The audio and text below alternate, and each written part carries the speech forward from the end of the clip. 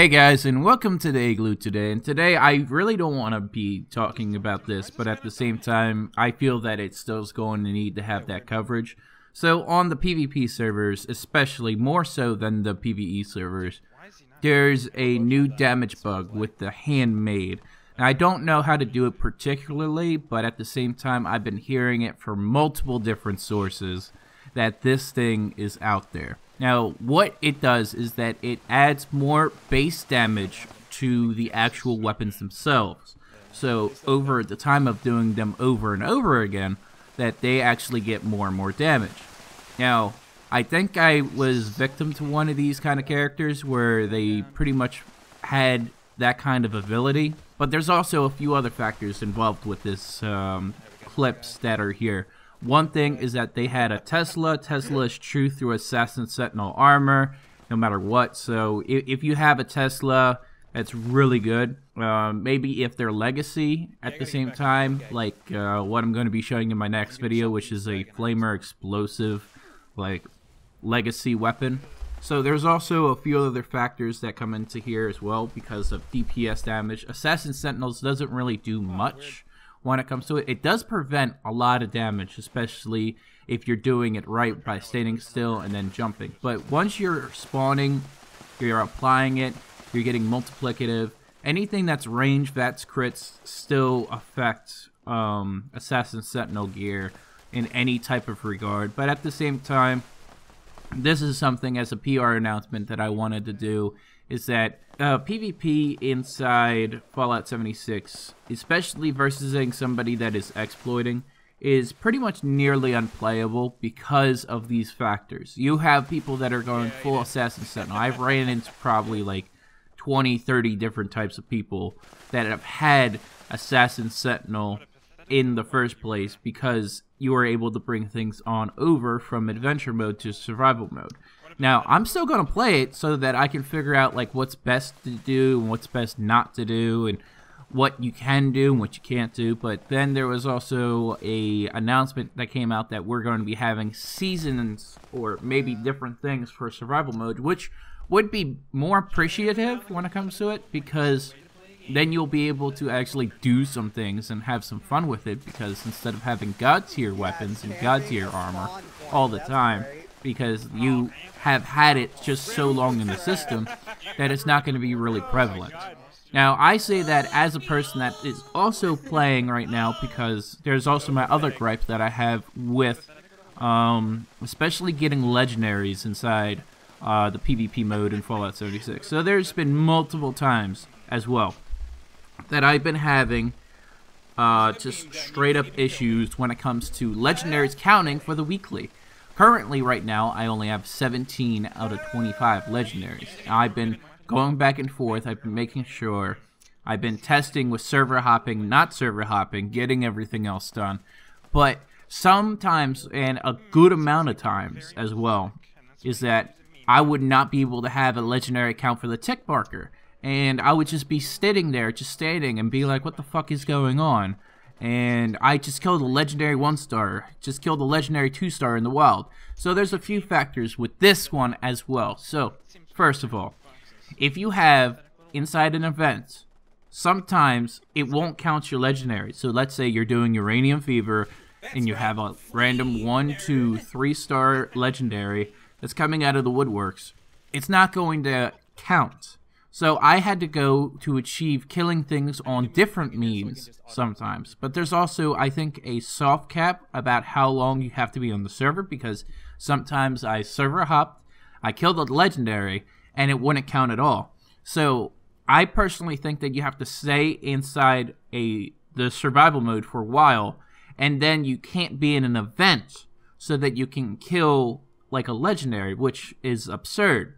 There should not be these kind of measures when it comes to having a legendary. This is only just forcing players to stay on a server, one, which, I mean, to be fair, it's better than server hopping, but nonetheless, it's still not counting. This is why I still don't have the legendary that you guys voted for in the videos that I've been working towards, especially for a few days now, just trying to get some of these legendaries done and to see if it's worth it. Currently, like, it's really, really hard because it's not counting like a good amount of my legendaries, and I don't know what to do. So then there's also the third thing that I want to talk about. And the third thing I want to talk about is that the amount of aid that you drop is insane.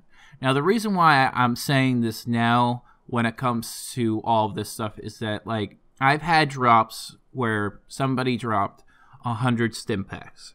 I've had drops where somebody dropped, like, 10 berry mentats. They dropped 15 stealth boys, okay? And to be fair, if you're carrying that many stealth boys, like 20 stealth boys on you or something like that, you're wrong. But at the same time, I still think that you're dropping way too much, personally. Like, it's too much aid. Like, I've had full inventories of almost aid drop in front of me on top of everything else.